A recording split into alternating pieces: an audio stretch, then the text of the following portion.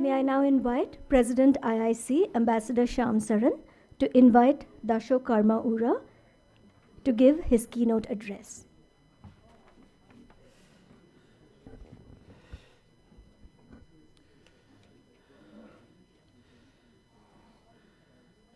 So we have great honor to welcome Dasho Karma Ura. Dasho is not only, of course, a very, very highly respected scholar whose scholarship is recognized internationally, but importantly for me, I've had the privilege of knowing him and working together with him for several years because he was the more distinguished co-chair of the India-Bhutan Eminent Persons Group. So he was the eminent, I was not. We are sad that Dasho Karma Ura, who was going to be present with us in person, due to a technical hitch, he was unable to travel to Delhi from Bhutan. So we are missing, Dasho, your presence here.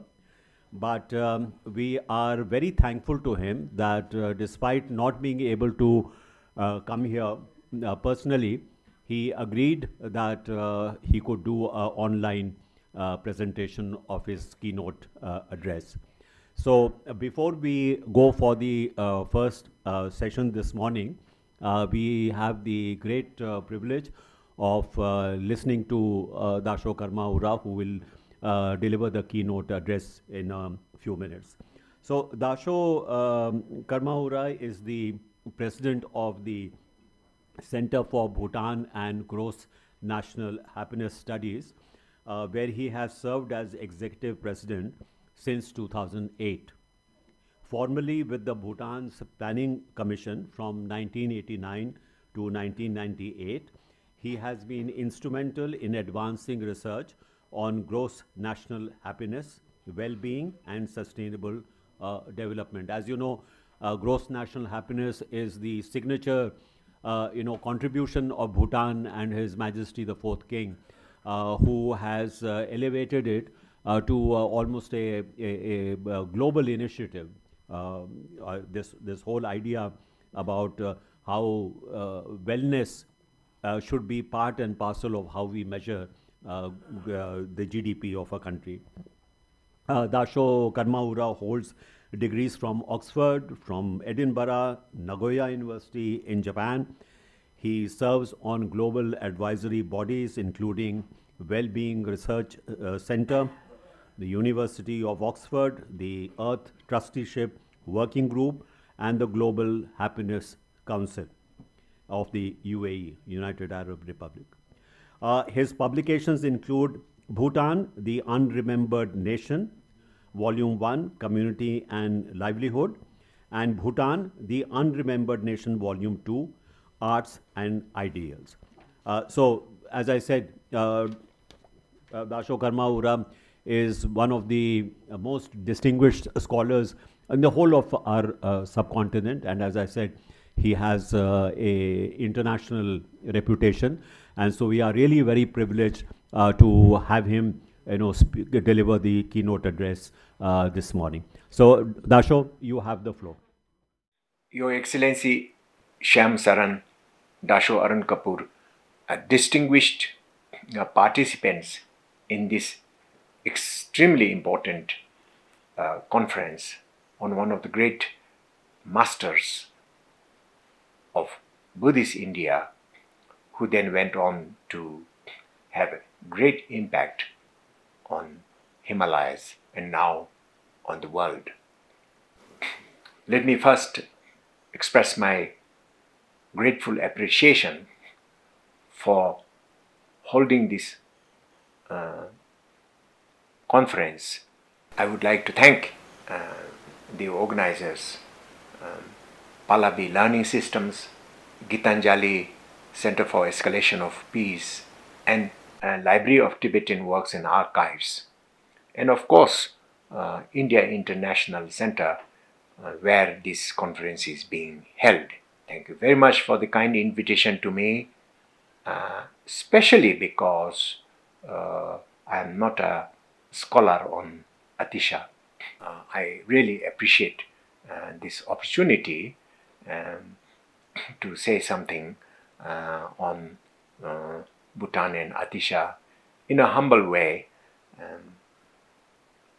But first of all, let me say that His Excellency Shyam Saran and Dasho Arun Kapoor have been like Dipankara Atisa in their own wonderful rights. His Excellency Shyam Saran, as an illuminator of the world of international relations, India and the world, and His Excellency Dasho Arun Kapoor, who is respected in both Bhutan and India in the field of pedagogy and education. Now, my presentation is extremely humble. As I said, I'm not a scholar on Atisa, but like many others, we are fascinated by his works, by his impact, and by his philosophies. I would like to sort of draw some tentative connections between this great Indian master Atisa Dipankara Srijana and the evolution of Bhutanese national and religious identity, say till 17th, 18th century or so. And to do so, I will analyze three things. First, I would like to, depending on the works of the great scholar on Atisa, James B. Apple, and many others, examine legacy of Atisa on various schools of Buddhism that exist also in Bhutan, such as Nyingma and Kaji. Second, I would like to present to you a key original manuscript of the translation of Bodhipataprida or Janchu Lamdrin that exists in the National Library of Bhutan, and that demonstrates the engagement of Buddhist scholarship and spiritual masters with Atisa. And I would also like to reinforce my views on Atisa as relevance to Bhutan by showing several genealogical or spiritual genealogical charts.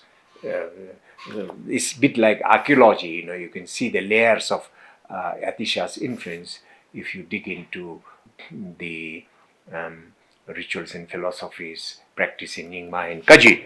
So with this, let me begin my presentation, and this slide just shows the main point I want to make, and that is that Atisa must be distinguished from the previous religious figures who visited Tibet, such as Shantirakshita.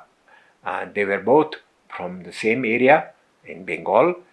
They might have been both students of the great institutions in India, such as Nalanda and Vikramasila.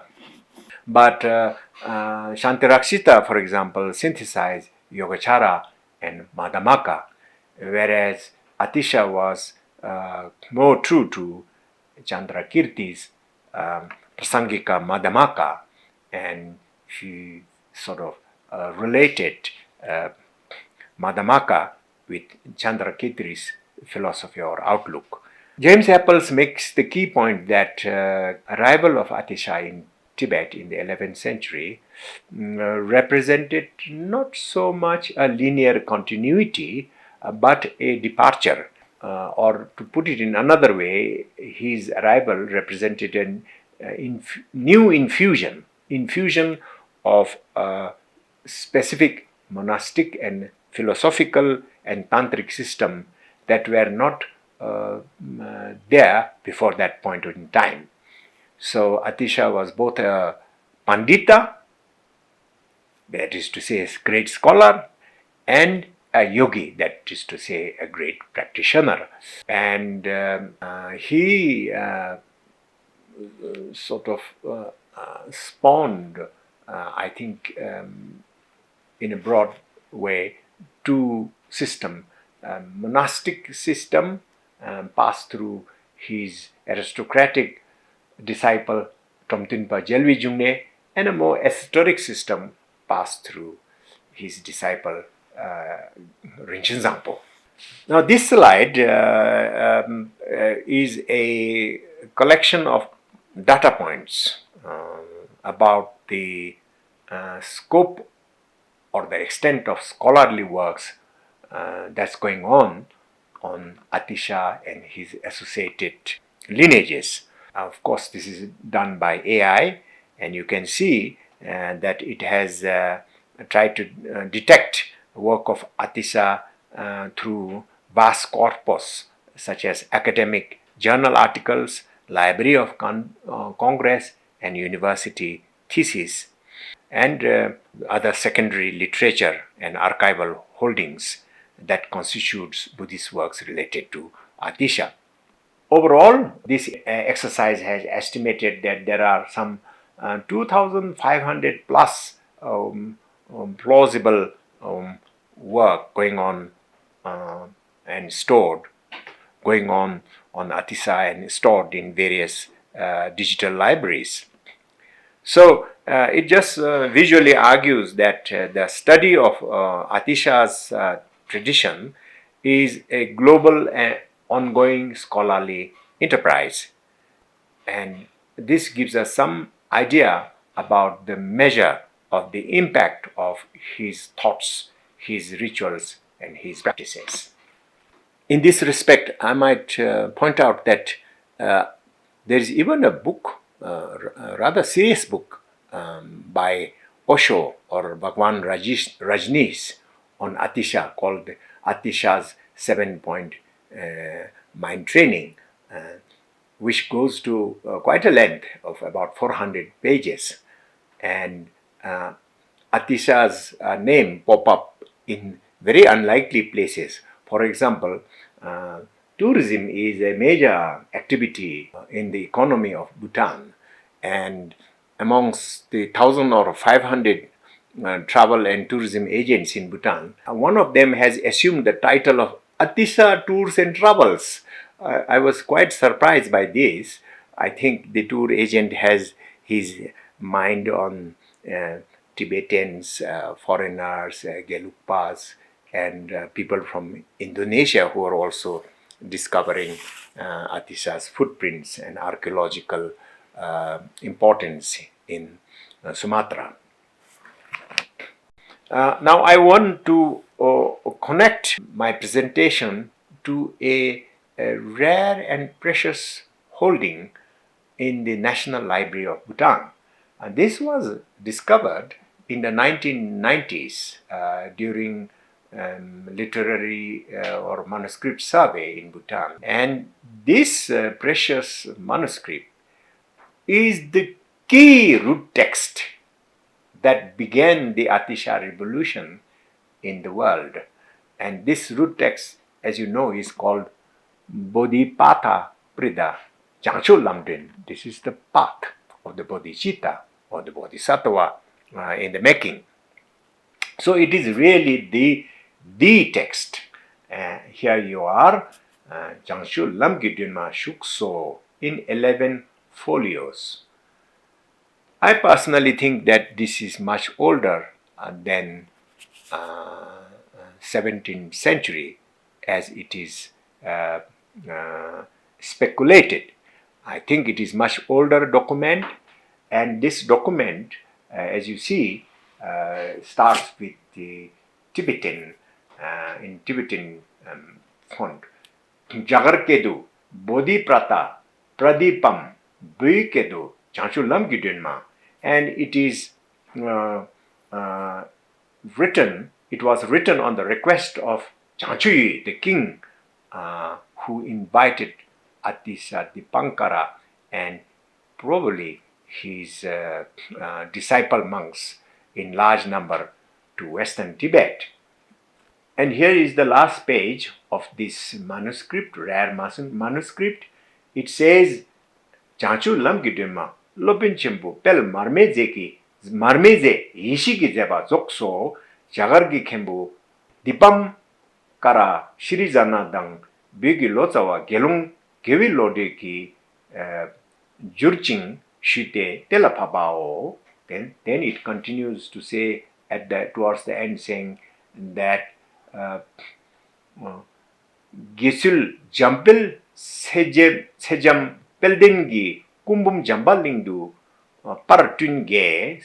So the original was translated by Dipankara Atisa Srijana along with Tibetan translator Gelung Gewilote, monk Gewilote, and that text was copied in Kumbum Jambaling by another monk called Gisul Jambel Sejal Pelden. So Kumbum Jambaling is one of the Jambalings in Tibet. There are 3 Jambalings, and this one, Kumbum Jambaling, is in Amdo.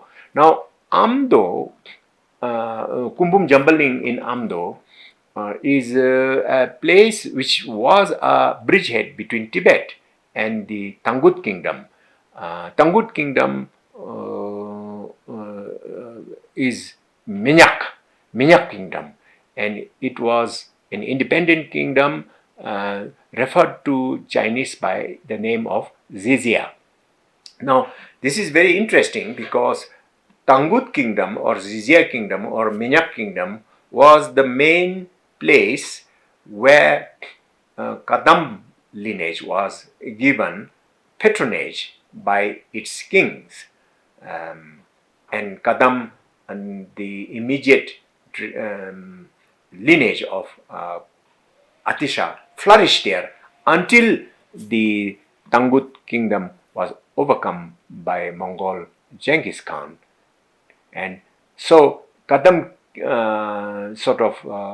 fortune fell, but the philosophical, ritual, and other pedagogic system developed by the Kadam masters were embraced by all other schools that came into being later, such as Sakya, Gelug, and Kaji also. So the existence of this rare manuscript in Bhutan shows the engagement of the Bhutanese religious bodies with Atisa. Now, the importance of this text is manifold, in fact, because this root text led to many other explanatory and philosophical texts. Philosophical texts like Dembanila Jukpa or Satya Vaya Vatara, which establishes the philosophical foundation of bodhicitta, and then Jansu Lamgi Dingi Kadel, that is auto-commentary written by Atisa himself on this root text. So, in fact, the second importance of this rare manuscript is that it was used by James B. Apple to countercheck on the Bodhiprata Pradipa that exists in the Tenjur. So he used is a base text, and in fact this text, which is held in the National Library of Bhutan, has been translated in full by James P. Apple. Now I would like to also touch a little bit on the influence of Atisa and his disciples on the emergence of Kaji.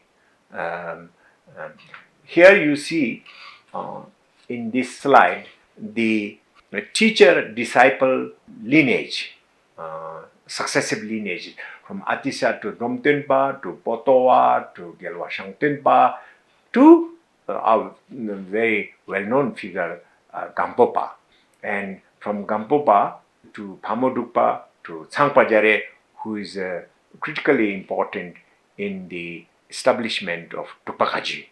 So the Tsangpa disciple or nephew becomes the lineage holder, or Honorary Dharmasinghe becomes a lineage holder, and the disciple of Honorary Dharmasinghe is Phaju Dukumshik, and comes to Bhutan and propagates Kaji. That is one line. The other line is directly from Sangpa Jare to Sangpa Jarbe, who is classified as the first Gelwang Drukpa, to the fifth Gelwang Drukpa, who is Shabdung Ngawang Namgyal. And Shabdung Ngawang Namgyal, the Great, founded Bhutan out of pre-existing smaller kingdoms. So, of course, Gampopa also benefited not only from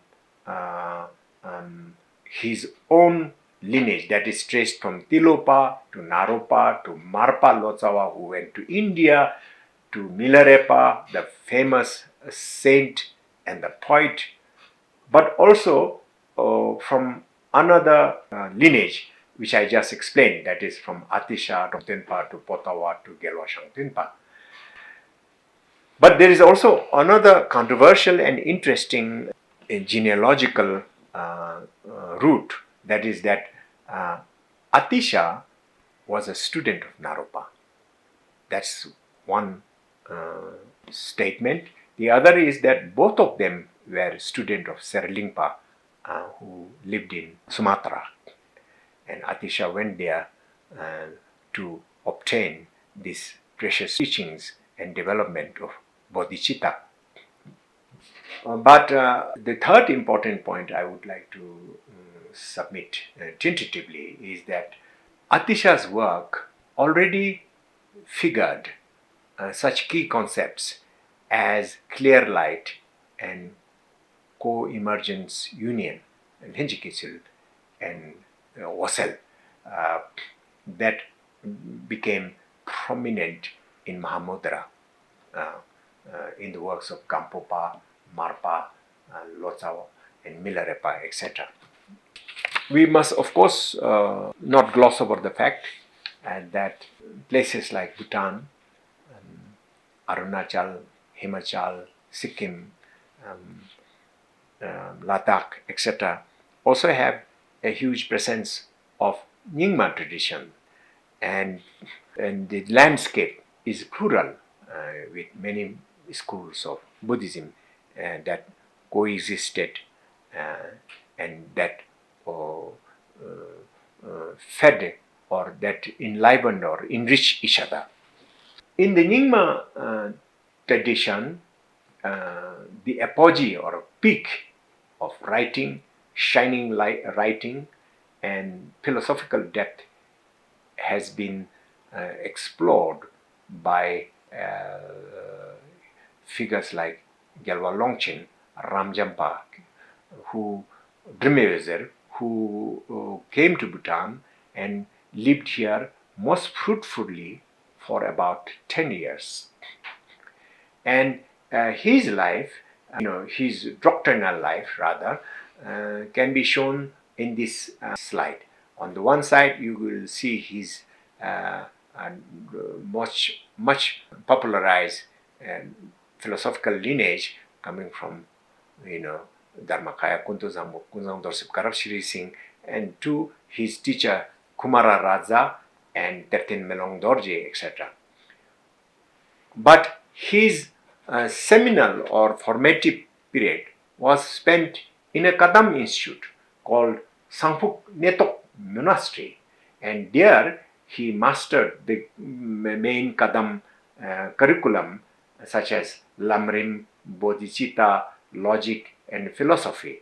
So, if you read the works of the voluminous work, really voluminous, mountains of manuscripts authored by Gyalwa Longchen Ramjam, and I'm told that in his key texts such as Ishin Zue and Zuedin, etc., one can find clear traces of Lamrim of Atisa.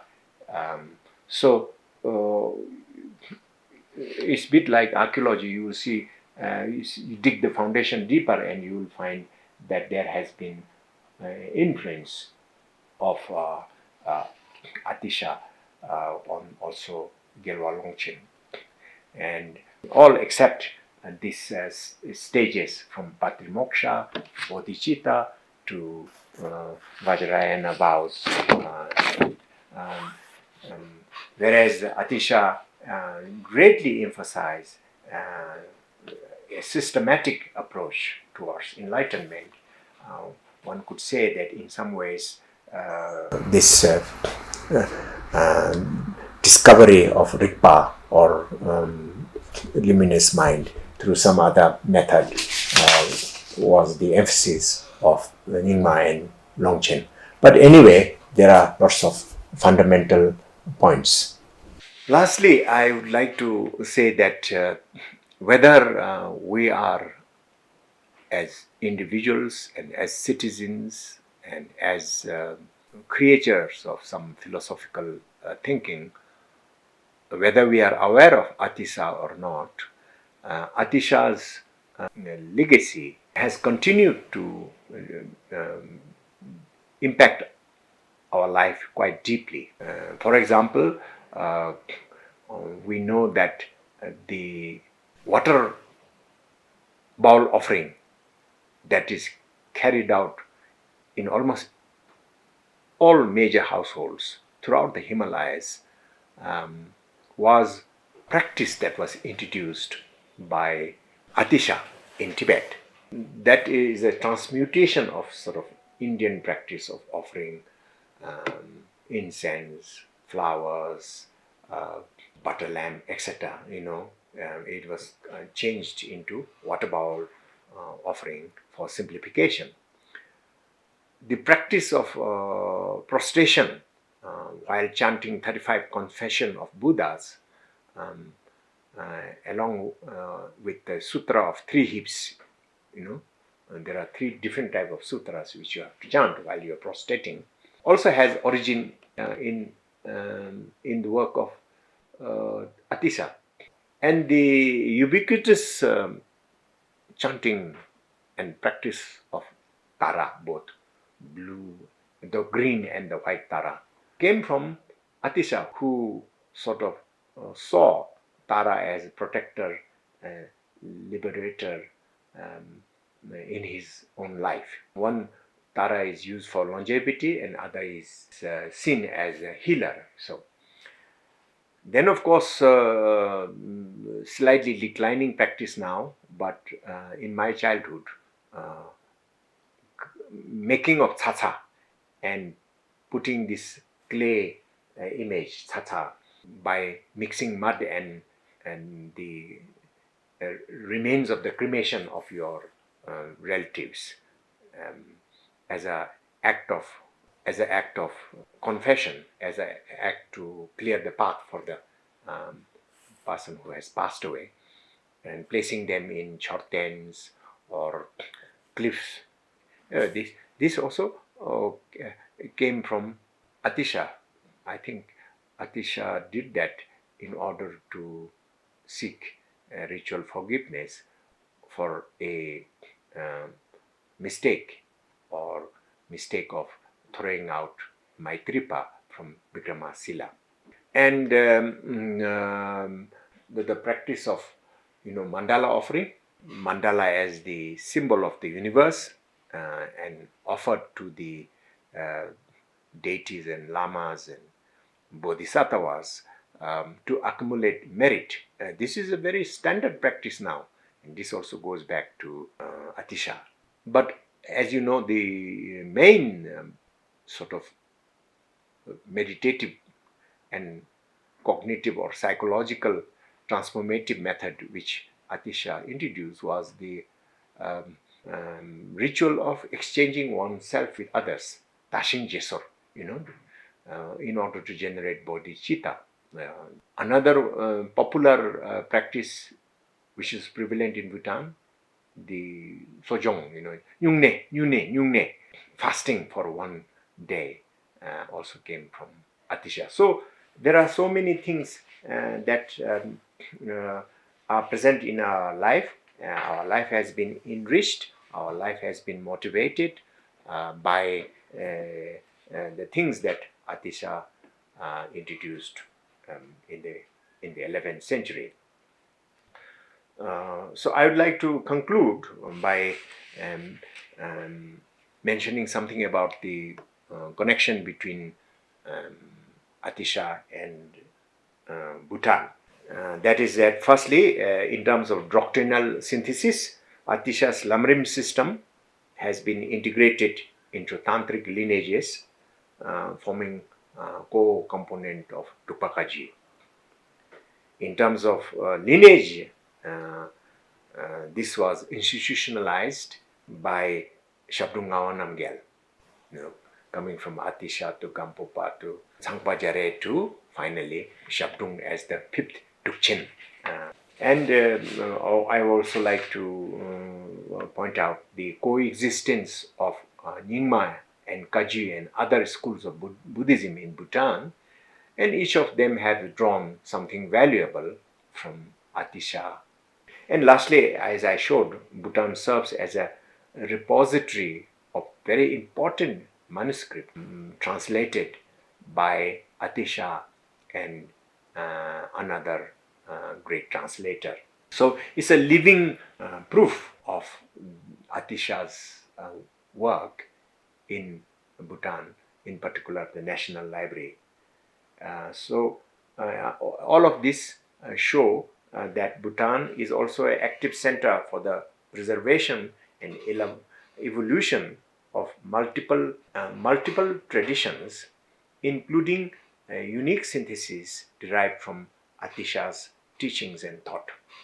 I thank you for your kind attention to my humble presentation.